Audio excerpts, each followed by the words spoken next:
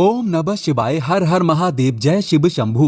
दोस्तों, सावन का पावन पवित्र महीना चल रहा है, जो कि 31 अगस्त को सावन का महीना समाप्त हो जाएगा। ऐसे में सावन के पवित्र समय में अगर आप इस एक वृक्ष को छू लेते हैं तो आपकी भक्ति और आपकी पूजा पाठ का फल कई लाख गुना आपको बढ़कर मिलेगा। रोग दोष, पितृदोष, मंगल दोष, शनि दोष, कर्ज दोष सभी से मुक्त हो जाओगे। भगवान शिव की कृपा अत्यधिक बरसेगी। ये वृक्ष अवश्य छुएं।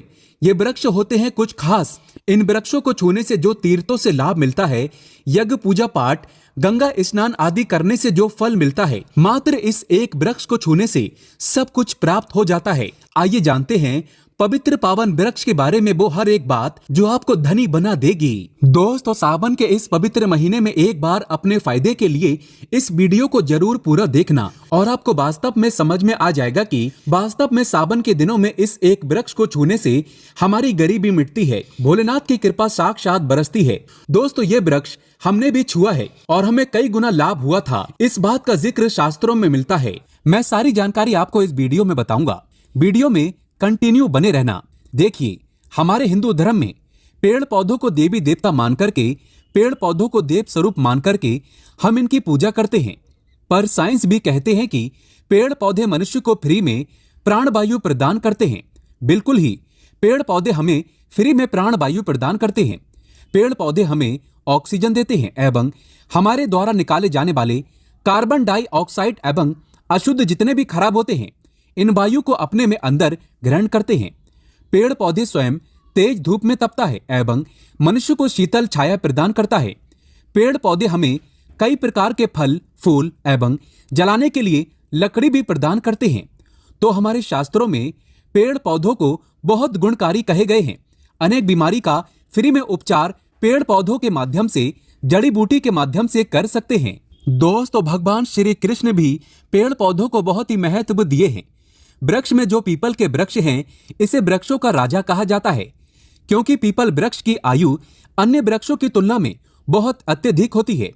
भगवान श्री कृष्ण भी स्वयं गीता में कहे हैं, मैं वृक्षों में पीपल का वृक्ष हूं, क्योंकि स्वयं पीपल के वृक्ष में भगवान विष्णु एवं माता लक्ष्मी जी निवास करती हैं। तो आप सावन के पावन दिनों में आज की अगर आप वीडियो देखेंगे, आज की जो वीडियो का विषय है बहुत ही सुंदर है। आपको सावन के दिन इस वृक्ष को छू करके आ जाना है।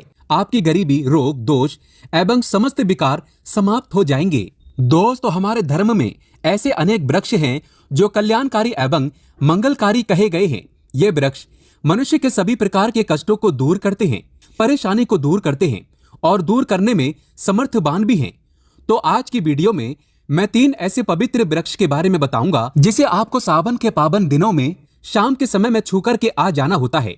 और साथ में आपको एक कपूर और आपको एक लौंग रखना है। मैं यही जानकारी नवरात्रि के समय में बताया था, लेकिन नवरात्रि के समय में मैंने आपको टोटके नहीं बताए थे। मैं टोटके ऐसे बता रहा हूं कि इसी के साथ में आपको एक कपूर और एक लौंग वहां पर रखकर जाना है और इस वृक्ष के नीचे जलाना भी है। और मैं आप लोगों को इस वृक्ष को भोग के लिए, अर्थात इस वृक्ष को आप अपनी समस्या बोलेंगे, छूते ही आपकी गरीबी मिटेगी। बहुत अच्छी जानकारी है और आपको भोग स्वरूप इसमें क्या लगाना है वो भी मैं जानकारी इस वीडियो में विस्तार से बताऊंगा। लेकिन उससे पहले अभी तक आपने हमारे चैनल को सब्सक्राइब नहीं किया है तो चैनल को सब्सक्राइब करके कमेंट बॉक्स में लिखें सावन की हार्दिक शुभकामनाएं। हर हर महादेव, ओम नमः शिवाय एक लाइक जरूर करें। देखिए, अगर आप कठिन मेहनत करने के बाद भी एक दिन में 200 से 100 रुपए कमा रहे हैं और वहीं एक व्यक्ति कम मेहनत करके 2000 रुपए कमा रहा है, तो कौन सा अच्छा है, 2000 कमाने वाला या 100 रुपए कमाने वाला? 2000 कमाने वाला व्यक्ति कई प्रकार के उपाय करके सारी चीजों को, पैसों को तेजी से खींचने का काम करता है। दोस्तों, देखिए, मैं अपने चैनल के माध्यम से आप सभी लोगों को अच्छी अच्छी जानकारी इसीलिए सिखाता हूं। कई लोग हमें कमेंट करके पूछते हैं, गुरुजी हमें एक वक्त की सही तरीके से रोजी रोटी नसीब नहीं हो पाती।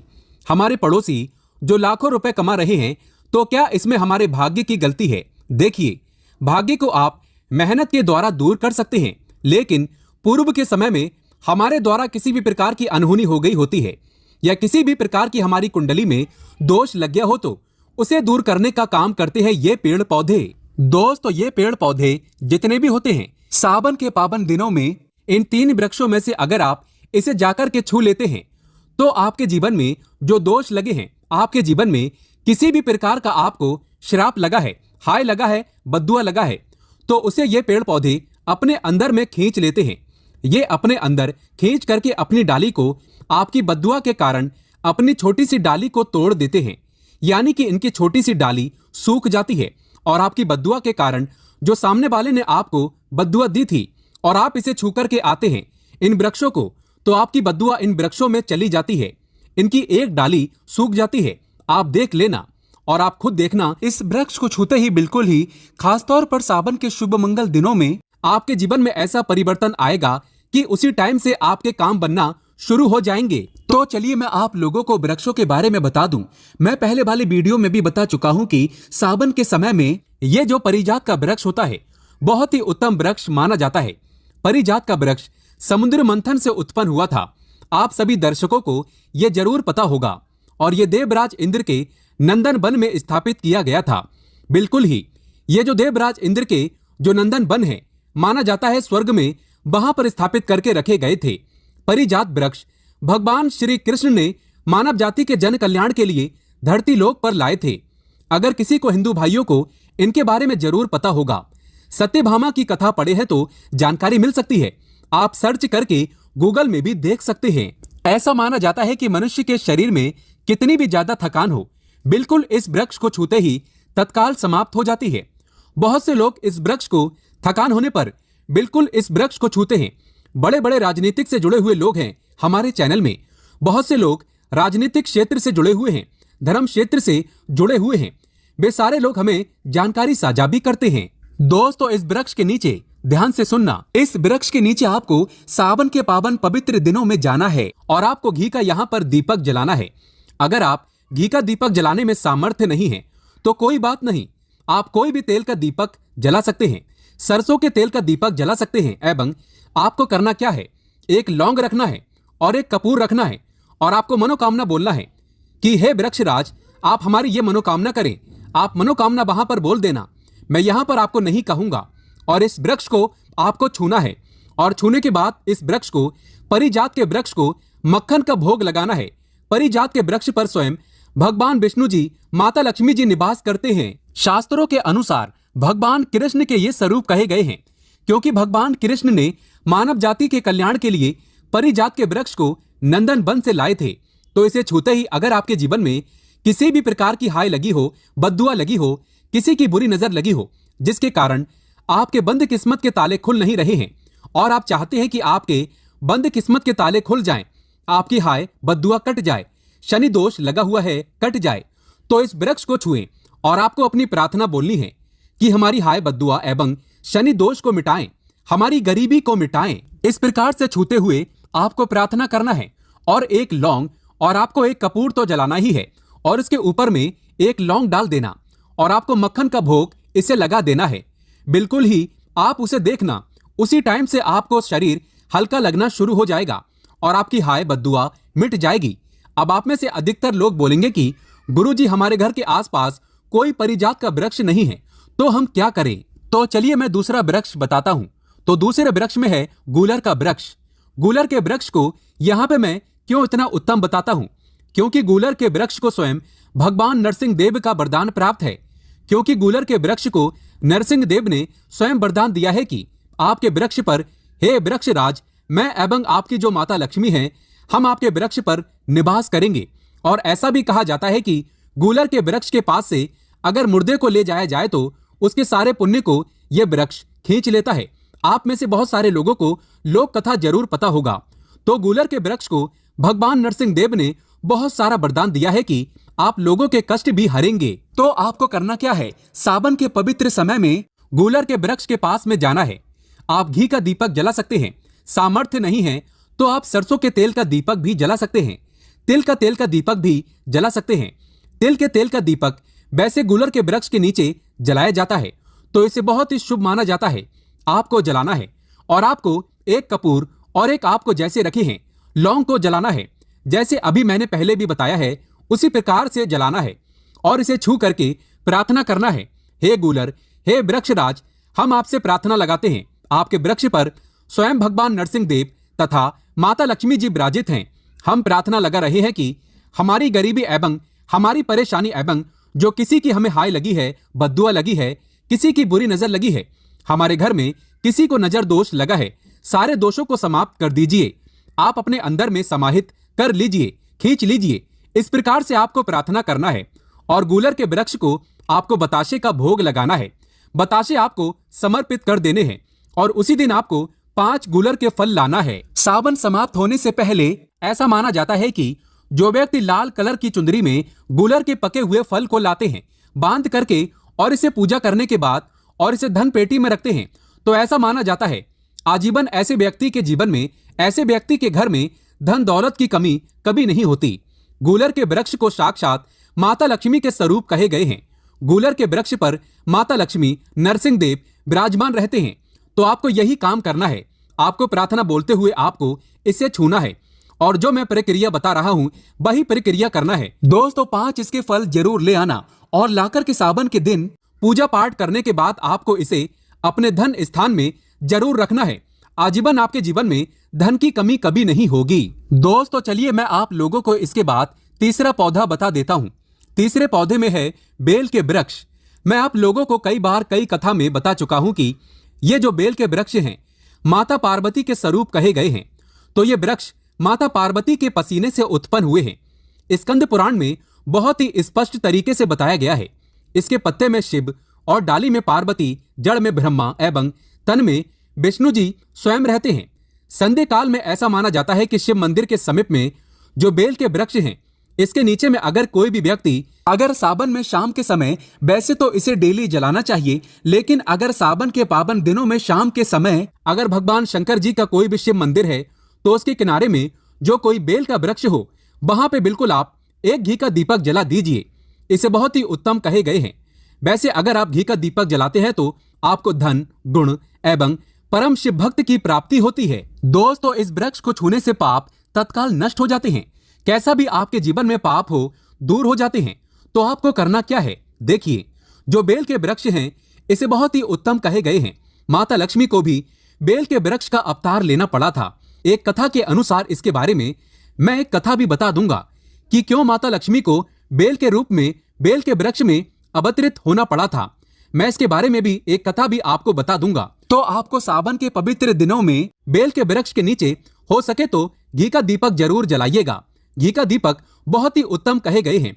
अन्य वृक्षों को जैसे आपने मक्खन चढ़ाया, बताशे का भोग लगाया, बेल के वृक्ष को माता पार्वती तथा भगवान शंकर के स्वरूप ही कहेंगे। बेल की जो वृक्ष की जड़ होती है, इसके जो मूल भाग होते हैं, इसमें समस्त तीर्थ आकर के निवास करते हैं।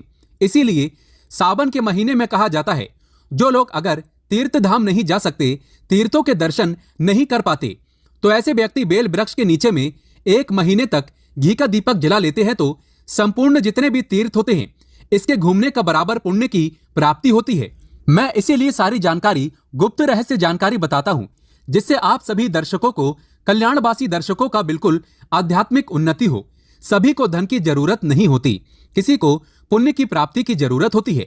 कोई आध्यात्मिक उन्नति करना चाहते हैं, इसीलिए इस प्रकार के छोटे छोटे गुण भरे रहस्य जानकारी वीडियो बता देता हूँ। दोस्तों अब करना क्या है, सावन के शुभ मंगल दिनों में इस वृक्ष को छूना है।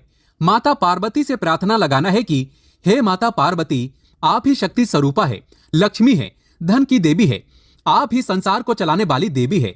इस प्रकार से प्रार्थना करते हुए इस वृक्ष को छूना है और बोलना है, मेरी गरीबी मिटाएं माता, मेरी निर्धनता को मिटाएं, मेरे जीवन में चल रही परेशानियां, सारी परेशानियां को दूर करें। इस प्रकार प्रार्थना करते हुए आपको एक कपूर और एक लौंग को भी जला देना है और एक काम जरूर करना है। जलाने के बाद इस वृक्ष को आपको बोलना है कि मैं भोग स्वरूप आपको धतूरे के पत्ते एवं धतूरे के फल समर्पित करूं, आप स्वीकार करें। दोस्तों इस वृक्ष के जड़ के नीचे में भी आपको धतूरे के फल एवं पुष्प हैं तो पुष्प भी रख सकते हैं, फिर पत्ते रख दीजिए। और अब वृक्ष आपको छूना है, प्रार्थना करते हुए कि हमारी गरीबी मिटाएं, हमारी निर्धनता मिटाएं, बिल्कुल ही आपके जीवन में कभी गरीबी नहीं आएगी। और एक प्रार्थना जरूर करना है, किसी की हाय लग गई हो, बद्दुआ लग गई हो, किसी का दोष लगा हो, जिसके कारण हमारी आध्यात्मिक उन्नति नहीं हो पा रही हो, तो आप जो हैं हाय बद्दुआ एवं किसी का दोष लगा हो उसे तुरंत दूर करें। शनि राहु केतु का अगर दुष्ट प्रभाव लग रहा हो, नवग्रहों में से कोई नवग्रह हमें पीड़ित कर रहा हो, या फिर किसी भी हमारे पूर्वजों द्वारा किसी भी प्रकार का हमें पितृदोष लगा हो, क्योंकि पितृदोष लगने के कारण व्यक्ति की आत्मिक उन्नति भी नहीं हो पाती। तो आप बोलना कि समस्त प्रकार के दोषों को आप दूर करें, अपने अंदर में खींच लीजिए और आप हमें दोष मुक्त कर दीजिए। तो इस प्रकार से आपको यह प्रार्थना करना है। और एक काम आपको जरूर करना चाहिए, आपको सावन के समय धर्म शास्त्रों में कहे गए हैं, बहुत सारे लोग भी बताते हैं, हमारे गुरु जी भी कहा करते थे, सावन के दिन अगर बेल की वृक्ष की जड़ में मिश्रित युक्त मिश्री आती है खड़ी खड़ी, आप सभी दर्शकों को जरूर पता होगा, शक्कर टाइप की होती है, तो आपको मिश्री डाला हुआ दूध अगर आप इनकी जड़ में डालते हैं तो ऐसा कहा गया है कि ऐसा व्यक्ति कभी निर्धन नहीं होते। ऐसे व्यक्ति के जीवन से किसी भी प्रकार से अगर लक्ष्मी रुष्ट हो चुकी हो, रुष्ट दूर हो जाते हैं। ऐसे व्यक्ति पर माँ लक्ष्मी भी प्रसन्न होती है। ऐसे व्यक्ति के जीवन में धन का अभाव नहीं होता। ऐसे व्यक्ति फिर निरोग रहते हैं, निरोग काया प्राप्त होते हैं। आप चाहते हैं तो यही क्रिया नीम के वृक्ष पर भी कर सकते हैं। नीम के वृक्ष पर माता लक्ष्मी निवास करती है, समस्त देवी शक्ति निवास करते हैं। नीम के वृक्ष में अगर आप सावन के शुभ मंगल दिनों में आपको 1 गिलास या फिर 1 लोटे सामर्थ्य के अनुसार तांबे के लोटे में आपको दूध डाल करके इनके अंदर इन्हें अभिषेक करना चाहिए, इनकी जड़ में डालना चाहिए। लेकिन आपको मीठा दूध ही डालना है, मिश्री मिला हुआ दूध आपको चढ़ाना है, इनकी जड़ में डालना है और गरीबी मिटाने की प्रार्थना करना है।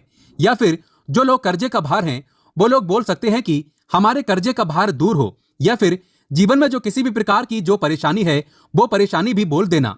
वो परेशानी तत्काल ये वृक्ष समाप्त करते हैं और आपको इसे छू करके आ जाना है। दोस्तों, सावन में आप इन वृक्षों को जरूर छुएं, आपकी कायाकल्प हो जाएगी, भगवान शिव आपके ऊपर मेहरबान हो जाएंगे, आपकी भक्ति की कामना आराधना पूर्ण हो जाएगी। तो अगर आप महादेव की कृपा प्राप्त करना चाहते हैं और उन्हें अपने घर पर बुलाना चाहते हैं तो कमेंट बॉक्स में लिखें, भगवान शिव आपका स्वागत है हमारे घर में। हर हर महादेव, ओम नमः शिवाय। एक लाइक जरूर करें।